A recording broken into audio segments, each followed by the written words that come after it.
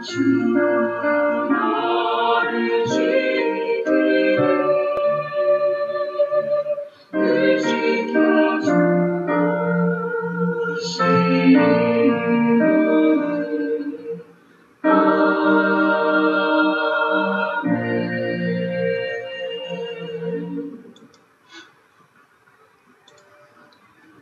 예, 오늘 저희 같이 볼 말씀 열왕기상 17장 말씀입니다. 17장 말씀 우리 다 볼 수가 없기 때문에 1절에서 4절 그리고 8절에서 16절까지만 읽도록 하시겠습니다. 그래서 이제 오늘 열왕기상 17장 말씀인데요. 이제 이 17장의 말씀부터 이제 아주 참 대단한 선지자 엘리야가 등장합니다. 그래서 17장은 이제 우리 어제도 봤지만 그 아합이 이제 통치하고 있었던 그런 시대입니다. 그래서 아합이 북이스라엘의 왕이었을 때인데 이 아합의 시대에 이제 엘리야가 이제 활동하고 나타난 것입니다. 그 아합의 시대 북이스라엘은 아주 막강한 군사력이 갖춰져 있었던 아주 강한 나라였습니다. 또 경제적으로도 아주 번영했던 그런 시기였습니다. 그렇지만은 이 하나님에 대한 그 신앙적인 면에 있어서는 가장 타락한 시대가 됩니다. 그래서 열왕기상 16장 13절의 말씀을 저희들과 잠깐 보시면은 16장 13절 오므리의 아들 아합이 그의 이전의 모든 사람보다 여호와 보시기에 악을 더욱 행하였다라고 이렇게 말을 하고 있습니다. 그러니까 그 이전의 모든 사람보다 하나님 보시기에 악을 더욱 행하였던 그런 신앙적으로는 아주 가장 타락한 그런 시대였던 것입니다. 아합은 이제 이스라엘의 모든 왕을 통틀어서 가장 악한 왕인 것입니다. 신앙적인 측면을 볼 때 정말 가장 악질적으로 부패했던 그런 왕이라는 그런 의미인 것입니다. 아합이 하나님 앞에서 가장 악한 그런 왕이 된 것은 이제 아합 자신이 이제 그렇게 부패한 사람이기도 했지만은 그러나 그의 안에 이세벨의 영향이 가장 크다고 할 수가 있습니다. 우리가 이제 여러 번 이세벨이라는 그런 이름을 많이 들어봤는데요. 이제 이세벨은 그 페니키아의 그 왕의 딸로서 그 바알이 하나님보다 더 뛰어난 신이라고 이렇게 굳게 믿고 있던 그런 여자였습니다. 그래서 그렇게 강력하게 믿고 있었기 때문에 아주 이 이세벨은 하나님만 소리만 들어도 악에 갇힐 만큼 아주 하나님을 경멸하고 대적하였던 그런 여자였습니다. 또 이 이세벨은 또 아주 그냥 그 리더십, 아주 그냥 강한 어떤 흡입력, 아주 그 통치력, 이런 그런 것을 가지고 있던 그 여자이기도 했습니다. 그녀는 또한 또 자신이 가지고 싶어하는 것이라면은 우리가 그 이제 다음 조금 있다가 나중에 보게 될 텐데 그 나봇의 포도원 사건처럼 아주 그냥 자기가 가지고 싶어하는 것은 아주 남을 죽이면서까지도 아주 손에 넣고야만은 아주 그런 아주 파렴치한 그런 여인이기도 했었습니다. 그래서 이 이세벨이 아합을 부추겨서 온 이스라엘로 하여금 바알과 아사레를 숭배하도록 강하게 영향을 미쳤던 그런 아주 왕비였던 것입니다. 이 왕비의 영향으로 이제 이 아합의 시대에 정말 이 이스라엘의 바알 숭배 그리고 아사레 숭배가 아주 팽배하게 된 것입니다. 그래서 신약 성경 그 요한계시록에서는 정말 이 이세벨에 대해서 말하기를 아주 가장 악한 여자로 또 가장 간교한 여자로 그렇게 언급을 하기도 합니다. 한편 또 우리가 또 이 성경의 역사를 또 가만히 이렇게 살펴보게 되면은 그 시대가 악하게 되면은 하나님께서는 또 악한 왕을 또 이렇게 보내신다라는 것입니다.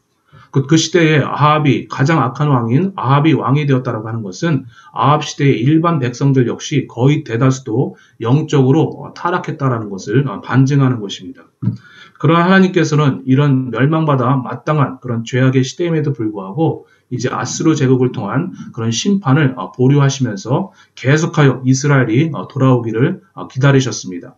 그래서 하나님의 사랑 안에서 선지자 엘리야를 보내셔서 북이스라엘을 회개시키고 각성시키려고 이렇게 끊임없이 하나님이 노력을 하신 것입니다.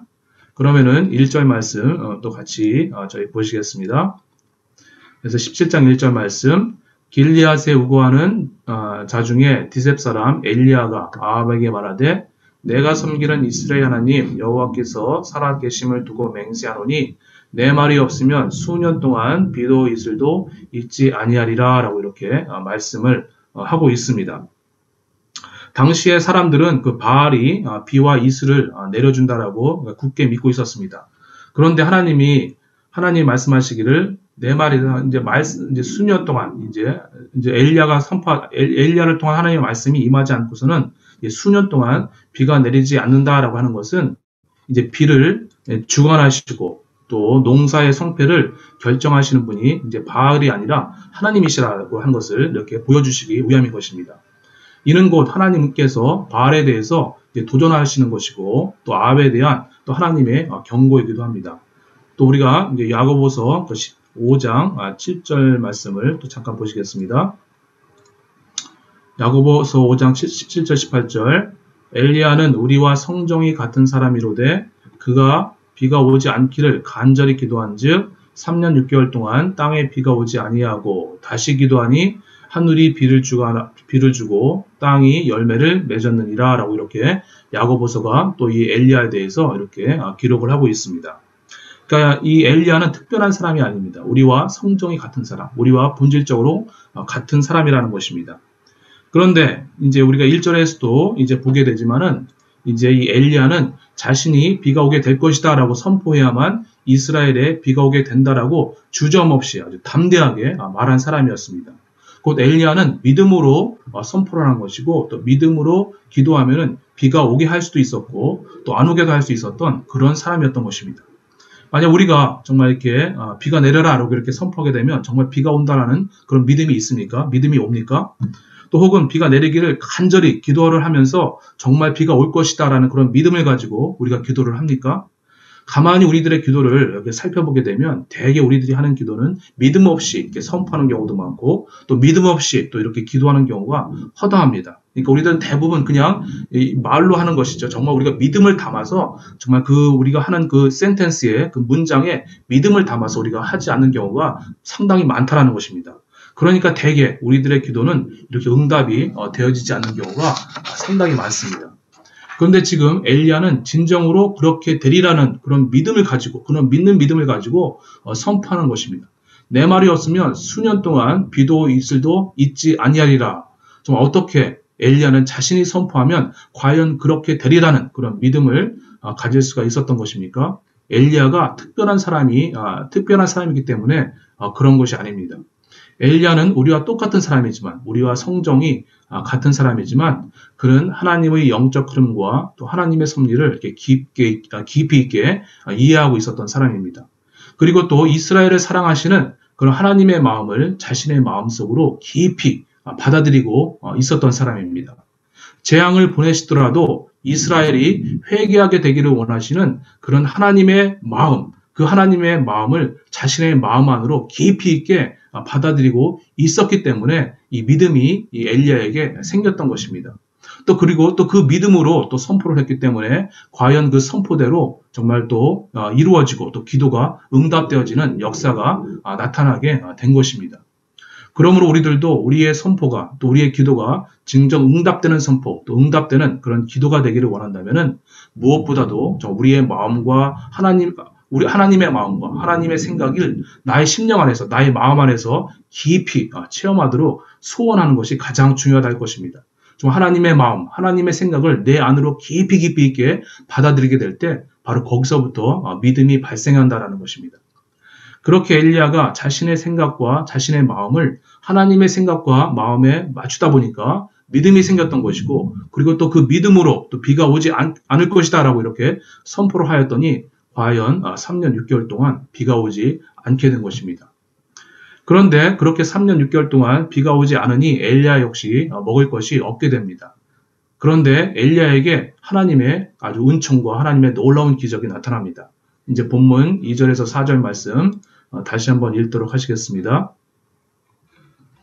여호와의 말씀이 엘리야에게 임하여 이르시되 너는 여기서 떠나 동쪽으로 가서 요단 앞 그린 시냇가에 숨고 그 시냇물을 마시라. 내가 까마귀들에게 명령하여 거기서 너를 먹이게 하리라. 라고 이렇게 말씀을 하고 있습니다.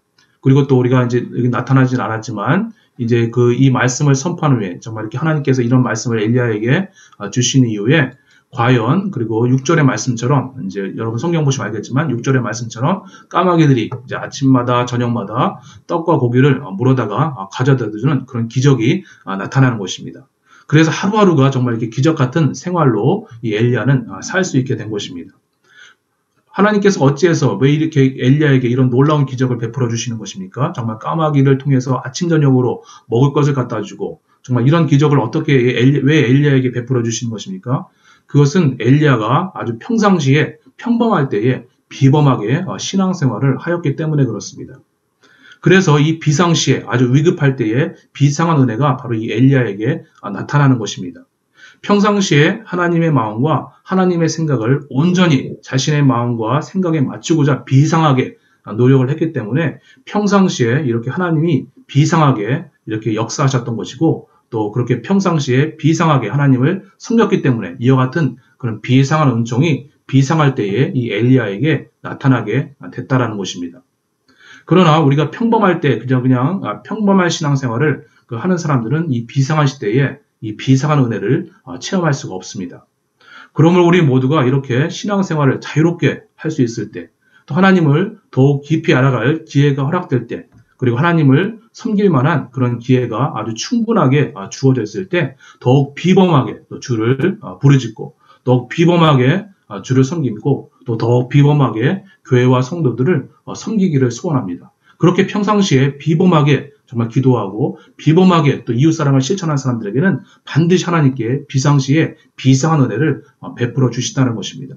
이 엘리야가 정말 평상시에 아주 비범하게 하나님을 닮아가려고 노력했고 비상하게 하나님의 마음과 생각을 자신의 마음으로 받아들이려고 했기 때문에 아주 비상시에 아주 비상한 그런 은혜를 하나님께서 베풀어 주신 것입니다.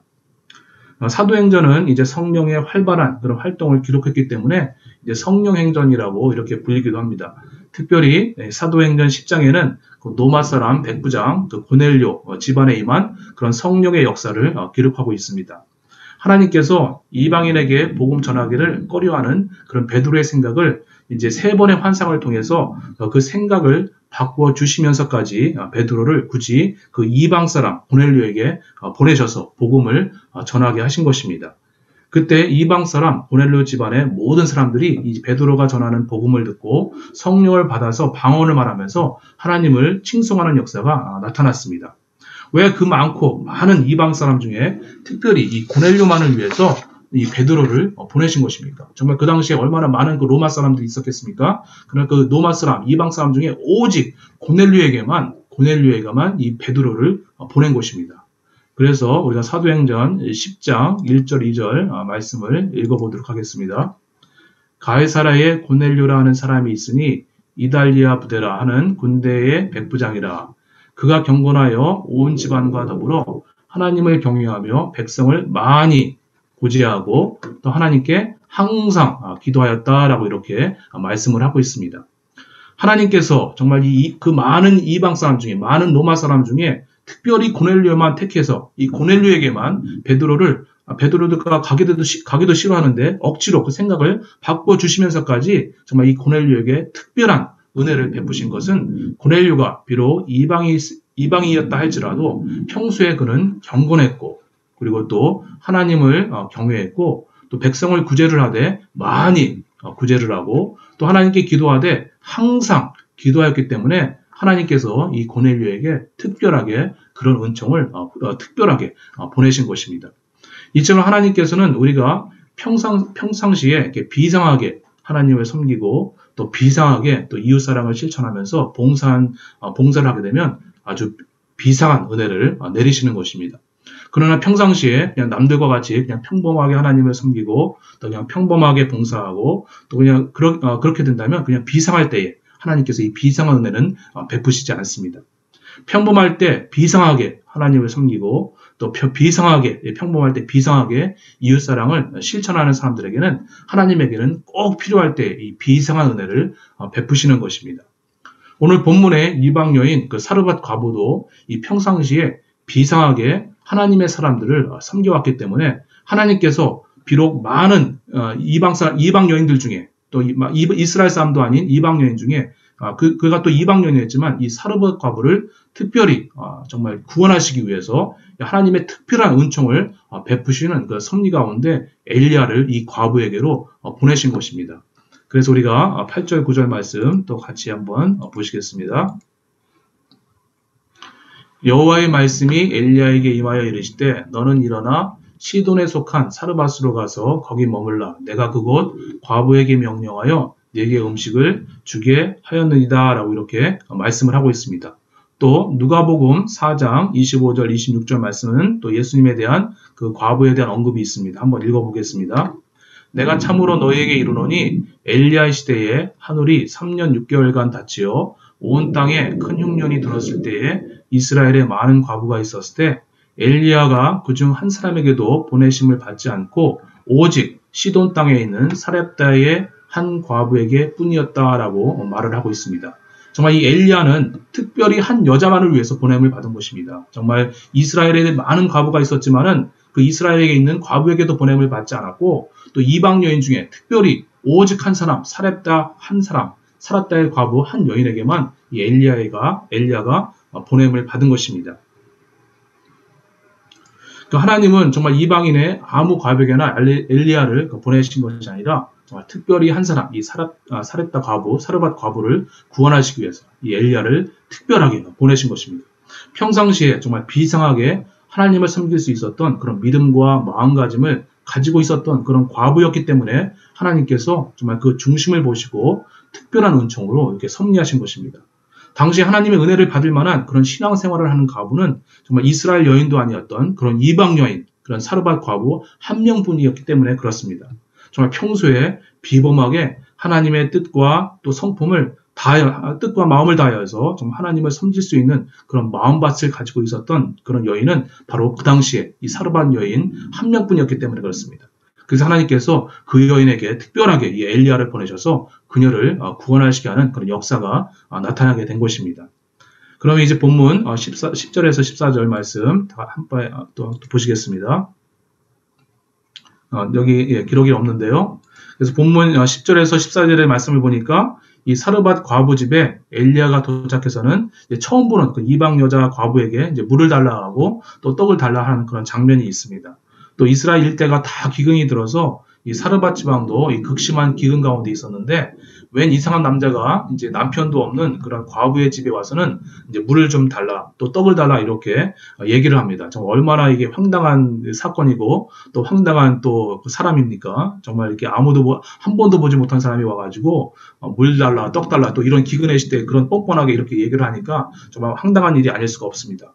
그러나 그 과부는 이 평소의 마음가짐이 늘 진실했기 때문에 이 평소의 마음가짐이 진실했기 때문에 그가 하나님의 사람인 것을 알아챌 수가 있었던 것입니다. 만약 이 사르밧 과부가 평소의 마음가짐이 날마다 흐려지고 이런 사람이었다면 엘리야가 하나님의 사람인 것을 알아채지 못했을 것입니다. 그러나 평소에 늘 그렇게 그 마음이 깨끗하고 경건했기 때문에 그가 하나님의 사람인 것을 알아챌 수가 있었던 것입니다. 그래서 무리해 보이는 듯한 그런 엘리야의 요구에도 정말 비상시에 자신의 마지막 것까지 이렇게 다 들여서 하나님을 섬길 만한 그런 믿음이 있었기 때문에 이 비상한 은혜를 이 사르밧 과부가 받을 수가 있었던 것입니다. 그러니까 사람은 이렇게 극한 상황이 돼봐야 진짜 자기의 신앙이 어떤 것인지 어느 정도인지 알게 됩니다. 평범할 때에는 자신의 신앙의 수준이 어느 정도인지 잘 솔직히 알 수가 없습니다. 지금 우리가 이 코로나 시기를 거치고 있지 않습니까? 어떻게 보면 이 코로나 시기가 이 교회에서 거품 신앙을 빼어버리고 정말 또 알곡 신앙을 갖는 사람들만 이렇게 가려내는 그런 한 가지 시대의 흐름인 것 같기도 합니다. 기근이 정말 극심할 때, 정말 통에 가루 한 움큼과 병의 기름 조금 남았을 때, 정말 내가 하나님을 얼마나 잘 섬길 수 있는지 바로 그때서야 판별이 된다는 것입니다. 그런데 이 사르밧 과부는 그러한 극심한 그런 상황 속에서도 하나님께 자기의 마지막 것, 자기의 전부를 드릴 수 있었던 그런 믿음이 있었던 그런 여인이었던 것입니다. 비상한 상황에서 비상하게 하나님을 섬길 줄 알았던 그런 여인이었던 것입니다. 그랬더니 이 여인에게 비상한 은혜가 바로 내리게 된 것입니다. 그래서 15절, 16절 말씀 또 저희가 또 보시게 되면 그가 가서 엘리야의 말대로 하였더니 그와 엘리야와 그의 식구가 여러 반을 먹었으나 여호와께서 엘리야를 통하여 하신 말씀같이 통의 가루가 떨어지지 아니하고 병의 기름이 없어지지 아니하니라 라고 이렇게 말씀을 하고 있습니다. 또 우리가 아브라함도 알지 않습니까? 아브라함도 열국의 신앙의 아버지가 되기 위해서는 또 그런 비상한 그런 은혜를 받기 위해서는 하나님께서 아브라함이 평상시에 비범한 순종을 나타내 보일 수 있는지 그렇게 테스트를 하셔야만 했습니다. 그래서 나이 100살에 얻은 독자 이삭을 정말 이 번제로, 제물로 드리라고 요구하신 것입니다. 정말로 실천하기 어려운 비범한 순종이었고 또 비범한 섬김이었습니다. 만약 아브라함이 이때에 정말 비범한 순종을 이루지 못했더라면 아브라함은 그저 평범한 신앙인으로 살다가 마무리되었을 것입니다. 그리고 하나님은 또 다른 열국의 아비가 될 만한 그런 신앙의 사람이 나타날 때까지 이 구속의 역사를 기다리셨을 것입니다. 그러나 아브라함이 그때 이 평상시에 비범한 그런 순종을 이룰 수가 있었기 때문에 하나님께서 이 아브라함을 이제 열국의 아비로 택해서 아브라함의 후손을 통해서 인류가 구원받고 그의 후손이 하늘의 별과 같게 되는 그런 비범한 은혜를 베풀어 주신 것입니다. 정말 오늘 새벽 또 이렇게 정말 이 예배에 참석하신 정말 이 소수의 이 성도분들이 정말 그와 같은 평상시에 비범하게 정말 하나님을 섬기고 또 비범하게 또 교회를 섬기고 또 비범하게 또 하나님의 사람들을 섬기어서 정말 비상시에 또 위급시에 비범한 은혜를 받으시는 그런 은총의 사람들이 되시기를 진정으로 소원하겠습니다. 자, 그러면 우리 또 기도하시겠습니다. 우리 같이 기도하시면서 또 제가 먼저 기도하고 또 우리 통성으로 기도하고 또 개인으로 기도하실 때 이렇게 기도했으면 좋겠습니다. 자, 우리가 기도를 할 때 정말 믿음을 가지고 또 기도하고 또 선포를 할 때 아주 그 역사가 나타나는 것을 우리가 들었습니다. 그래서 우리가 정말 그런 마음을 갖기 위해서 주여 나의 생각이 하나님의 뜻으로 채워지게 하옵소서. 나의 믿음이, 나의 마음이 하나님의 마음을 알고 또 깊이 받아들이게 하옵소서라고 기도했으면 좋겠습니다. 그래서 하나님의 생각과 하나님의 마음으로 기도하고 또 그런 하나님의 생각과 하나님의 마음으로 선포하게 하옵소서라고 기도를 했으면 좋겠습니다. 또 우리가 평범할 때에 정말 신앙생활이 위기 때 또 비상할 때 큰 영향을 미치는 것을 우리가 또 들었습니다. 주님, 평범할 때 비상하게 하나님을 알아가게 하옵소서. 평범할 때 더욱 주를 섬기고 이웃사랑을 실천하게 하옵소서. 평범할 때 더욱 경건에 힘쓰게 하옵소서. 그래서 비상시에 위급할 때에 하나님의 특별한 은혜를 입는 그런 축복의 사람이 되게 하여 주옵소서라고 기도했으면 좋겠습니다. 그럼 우리 이것을 가지고 같이 기도하실 때 제가 먼저 기도하고 또 통성으로 기도하시고 또 개인으로 기도하시겠습니다. 그럼 제가 먼저 기도하겠습니다. 하나님 아버지, 또 이 새벽에 저희들 또 마음을 동하게 하여 주셔서 이 새벽으로 불러주시고 또 이 예배 안에서 또 말씀을 들으면서 또 찬양을 하면서 또 은혜 있고 또 도전을 받게 하시니 감사를 드립니다. 아버지 하나님, 또 오늘은 또 믿음 있는 선포, 믿음 있는 기도가 얼마나 중요한지 또 오늘 우리가 이렇게 들었습니다. 하나님, 우리가 정말 기도를 하면서 또 신앙생활을 하면서 믿음 없이 하는 행동, 또 믿음 없이 하는 기도가 얼마나 많았는지요. 아버지 하나님, 그와 같이 다 공중으로 사라져버릴 그런 기도, 그런 행위를 했던 것을 다 용서하여 주시길 간절히 원합니다. 아버지 하나님, 우리가 이제 이 말씀을 들었으니 이 순간부터는 정말 믿음을 담아서 한마디 문장이라도 기도하게 하시고 또 믿음을 담아서 선포하게 하시고 또 믿음으로 또 행동할 수 있도록 은혜를 베풀어 주옵소서. 아버지, 그와 같은 믿음을 갖기를 원합니다. 그런데 그 믿음은 정말 하나님의 생각을 많이 알아갈 때 또 생기는 것을 배우게 되었습니다. 또 하나님의 마음을 많이 알아갈 때 그 믿음이 생기게 되는 것을 들었습니다. 하나님이여, 나의 마음 안에 하나님의 마음으로 가득 차게 하여 주옵소서. 우리들의 마음 안에 아버지 하나님의 생각으로 가득 차게 하여 주옵소서. 그래서 하나님의 생각과 마음으로 가득 차서 아버지 하나님, 그 믿음으로 기도하고 또 믿음으로 선포해서 능력으로 정말 신앙생활을 행할 수 있는 그런 성도들로 인도하여 주시기를 간절히 원하옵나이다. 또 아버지 하나님, 정말 평범할 때 신앙생활이 얼마나 중요합니까? 아버지, 평범할 때의 그 신앙생활이 정말 비상시에 위급할 때에 하나님 은총을 특별하게 얻게 합니다. 아버지 하나님, 우리가 이 평상시에 정말 게으르게 신앙생활하고 또 평상시에 하나님 알아가는 것을 정말 열심을 내지 못하였던 것을 용서하여 주시기 원합니다.